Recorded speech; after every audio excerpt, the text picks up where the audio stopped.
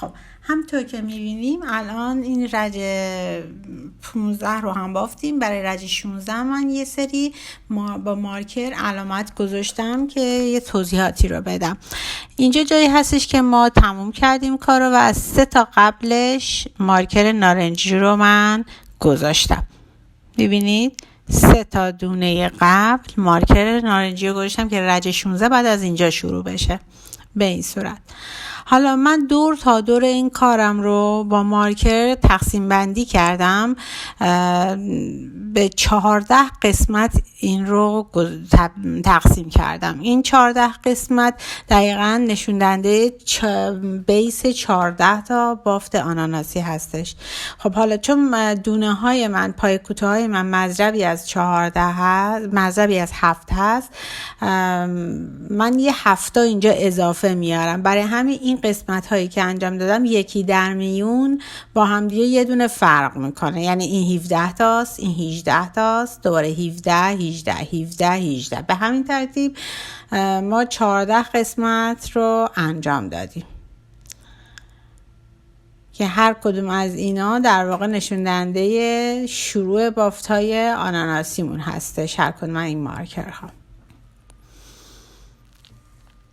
خب حالا برای شروع رج 16 ما همینطور که گفتیم از جایی که هستیم ما 3 تا رفته بودیم عقب‌تر مارکر گذاشته بودیم دیگه، درسته؟ خب ما از جایی که هستیم از دونه 4 شروع میکنیم به بافت زدن. یعنی اینجا یه دونه پای کوتاه میزنیم، 3 تا زنجیره و 4 تا پای کوتاه میریم جلو. روی پای کوتاه 4 دوباره یه دونه پای کوتاه میزنیم به این صورت. 1 2 3 تا زنجیره. در واقع اون از مارکر نارنجی شروع نکردم، از 4 تا بعدش شروع کردم. دوباره 4مین پایه رو میریم روش، یه دونه پایه میزنیم. اینجا 3 تا زنجیره میزنیم و تو محلی که مارک کردیم یه بافتی رو انجام میدیم. این بافت پایمون که حالا من به نام بافت پایه بهش میگم، 2 تا پایه بلند، یه زنجیره، 2 تا پای بلنده. یعنی هر وقت گفتم یه بافت پایه انجام میدیم منظور اینه، چون خیلی تکرار میشه. یه پای بلند، دوباره یه پای بلند دیگه، یه زنجیره میزنه دوباره و 2 تا پای بلند دیگه همونجا میزنیم. میبینید در واقع استارت جاییه که ما پایین گل آناناسیمون هستش این بافت. دوباره 3 تا زنجیره میزنیم، 3 تا پایه رج قبل رو میریم جلو، رو پایه 4 یه دونه پایه کوتاه میزنیم به این صورت. دوباره دیگه از اینجا بعد مثل تکرار همون ابتدای رجمون میشه دیگه. 3 تا زنجیره میزنیم، 3 تا پایه میریم جلو، رو پایه 4. حالا اون مراحلی که اون قسمت هایی که 18 تایی بودن، یعنی یه دونه زیادتر بودن، ما یکی از اونا رو یه دونه بیشتر زنجیره میزنیم. مثل این الان من 4 تا زنجیره زدم و روی پایه 5 رفتم جلو. در ظاهر زیاد تفاوتی، یعنی اصلا تفاوتی نداره. بعد دوباره 3 زنجیره میزنیم، روی جایی که مارک کرده بودیم یه بافت پایه انجام میدیم به این صورت.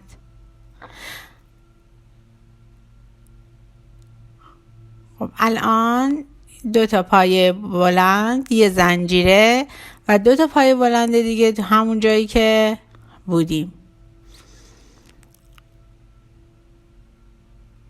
بعد از این دوباره باید 3 زنجیره بزنیم بریم. این بافت من تا انتها انجامش دادم، تا انتهای رج رفتم. خب 3 تا زنجیره دیگه هم زدم، وصل کردم به اولین پای کوتاهی که ابتدای رجمون داشتیم. دقت بکنید این بافتای پایه‌ای که اینجا الان من میبینید اینا شروع بافتای آناناسی بودن. بینشون باید 4 تا فضا وجود داشته باشه، 4 تا فضای همون 3 زنجیره‌ای. و به تعداد 14 تا از این پایه ها باید داشته باشیم. می‌بینید به این صورت. حالا الان میبینید من نخم شاید با شما فرق بکنه. من مثلا نخم درشته، اگه شما نخت ریزه هم، اگه برای اینکه جمع نشه این کارتون میتونید مثلا نگاه کنید، اگه کارتون داره جمع میشه این زنجیره ها رو به جای 3 تا 4 تا بزنید. برای شروع رج جدید ما باید بیایم از داخل اون فضای 3 زنجیره‌ای کار شروع کنیم. میایم یه دونه داخلش رفتیم و 5 تا یه پایه کوتاه زدم، بعد 5 تا زنجیره، دوباره فضای بعدی یه پایه کوتاه، رو فضای بعدیش هم 2 تا پایه کوتاه زدم، بعد 3 تا زنجیره میزنم تو اون فضای یه زنجیره‌ای که اینجا دارم، یه بافت پایه میرم، یعنی 2 تا پایه بلند یه زنجیره، 2 تا پایه بلند.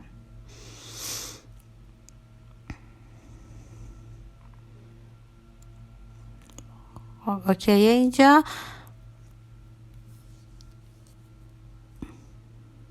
الان رج 17 همون رو داریم میبافیم. دوباره بعد از این 3 تا زنجیره میزنیم تو اولین فضای 3 زنجیره اینجا یه دونه پایه کوتاه میزنیم، یه پایه کوتاه دیگه هم میزنیم یا 2 تا پایه کوتاه میزنیم.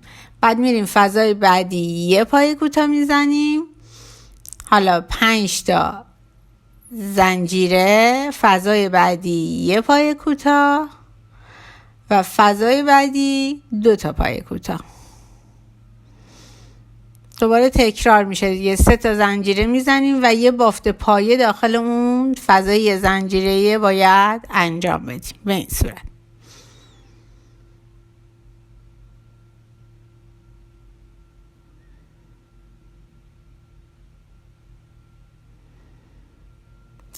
خب یه زنجیره و 2 تا پایه بلند. این کار رو باید تا انتهای رج بریم.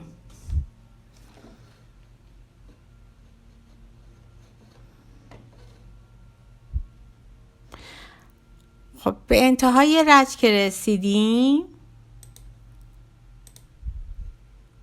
دقیقاً بعد از اون 2 تا پایه کوتاهی که زدیم وصل میکنیم به اولین پایه که ابتدای رج داشتیم. خب رج شماره 18 رو باید از فضای 5 زنجیره شروع کنیم. پایه بست میریم داخل اونجا و 4 تا زنجیره میزنیم. داخل این 5 تا زنجیره باید ما 8 تا پایه دوبل بزنیم. پس برای همین اولیو با 4 تا زنجیره شروع کردیم. 8 تا پایه دوبل میزنیم، میریم 3 تا و 4 تا،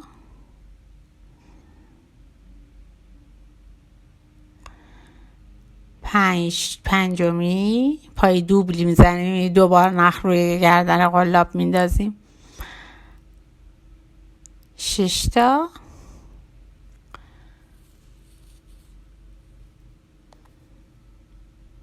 4 6 و 7می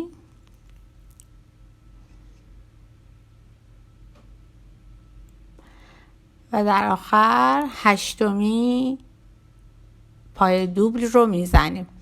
بعد از اینکه این 8می پای دوبل رو زدیم میایم به این صورت 8 تا پای دوبل.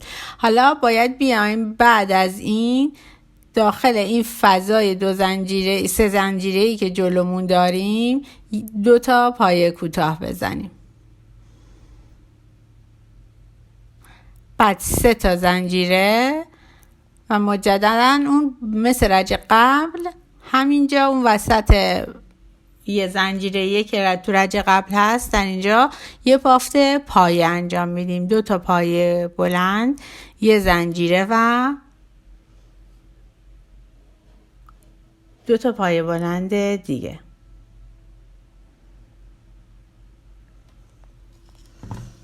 به این صورت الان باید ما 3 تا زنجیره بزنیم و تو فضای 3 زنجیره‌ای که جلومون هست اینجا 2 تا پایه کوتاه بزنیم.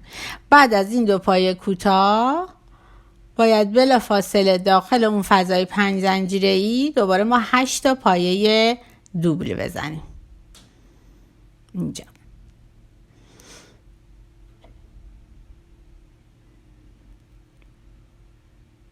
این از اولین پایه دوبلی که اینجا زدیم. این کار تا انتها باید ادامه بدیم، دیگه تکرار میشه بافت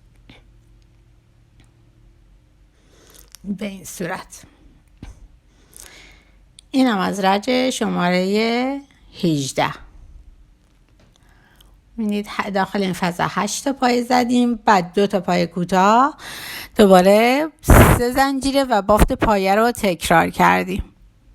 دوباره اینجا میبینید تکرار کار شروع میشه.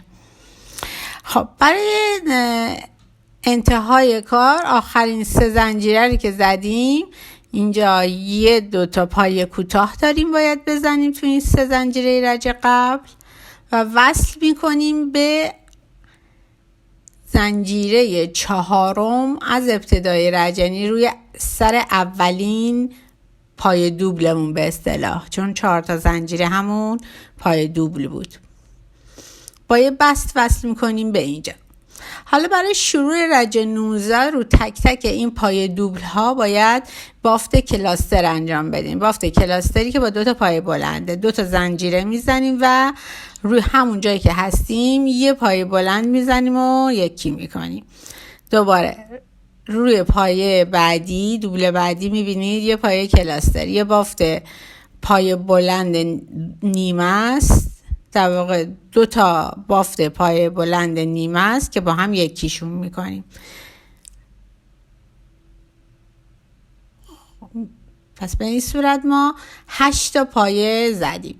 بعد از اینکه 8 تا پایه زدیم باز میرسیم کار تکراری دیگه. دوباره 2 تا پایه کوتاه تو اون فضای 3 زنجیره‌ای میزنیم، 3 تا پایه 3 تا زنجیره، دوباره یه بافت پایه در این فضای یه زنجیره‌ای این مابین انجام میدیم. یه پایه بلند، این 2 پایه، یه زنجیره و 2 تا پایه بلند دیگه.